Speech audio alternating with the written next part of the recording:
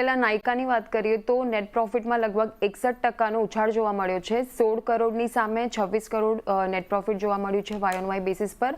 રેવન્યુમાં પણ લગભગ 0.5% વધારો જોવા મળ્યો છે. 1788 કરોડની સામે 2267 crore Y on Y basis પર. અને એબિટાની વાત કરીએ તો 43% વધારો જોવા મળ્યો છે. 99 કરોડની સામે 141 crore Y on Y basis પર. માર્જિન્સની વાત કરીએ તો 5.5%ની સામે 6.2% જોવા મળ્યા છે વાય ઓન વાય બેસિસ પર. મોર્ગન સ્ટેનલીનો રિપોર્ટ આવ્યો છે નાયકા પર. તેઓએ ઓવરવેટના કોલ આપ્યા છે અને ટાર્ગેટ આપ્યા છે 200 પર શેરના.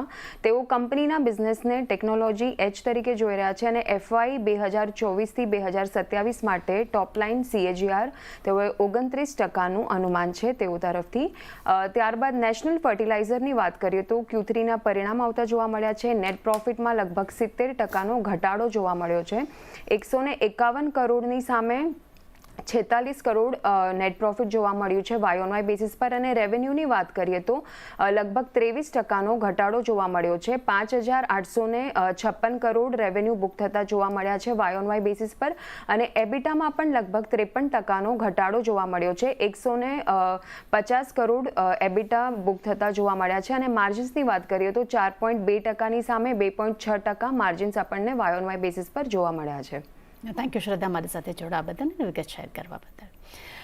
જતીન, શરૂઆત આપણે નાયકાથી કરશું બિકોઝ ઓફ અગર નાયકાનો આપણે 1 વર્ષનો પગાર જો આપણે ચાર્ટ જોઈએ છે તો 160નું એક સ્ટ્રોંગ સપોર્ટ આપણને આ કાઉન્ટર પર જોવા મળ્યું છે. આજે નો ડાઉટ રિઝલ્ટ પોઝિટિવ છે, રિપોર્ટ્સ બ્રોકરેજ રિપોર્ટ પણ પોઝિટિવ છે. એનું એક ઇમ્પેક્ટ અત્યારે આપણે નાયકા પર જોઈ રહ્યા છે. અને અત્યારે મિડકેપનો ટોપ ગેનર છે. એમ કહી શકાય કે મિડકેપના બધા જ કાઉન્ટરમાંથી ખાલી માત્ર એક જ શેર જે છે તે આપણને ગ્રીન ઝોનમાં કરવા કરતો આજની તારીખમાં જોવા મળી રહ્યો છે.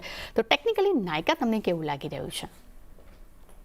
જો નાયકાની વાત કરું તો આજના trading session 4-5 trading session stock માં એક કરેક્શન જોવા મળ્યું હતું અને આજના ટ્રેડિંગ સેશનમાં જે પોઝિટિવ પ્રાઇસ એક્શન છે એના કારણે આ સ્ટોક એના જે શોર્ટ ટર્મ મૂવિંગ એવરેજીસ છે એની ઉપર આવીને સસ્ટેન કરી રહ્યો છે. તે સાઇન ઓફ સ્ટ્રેન્થ છે.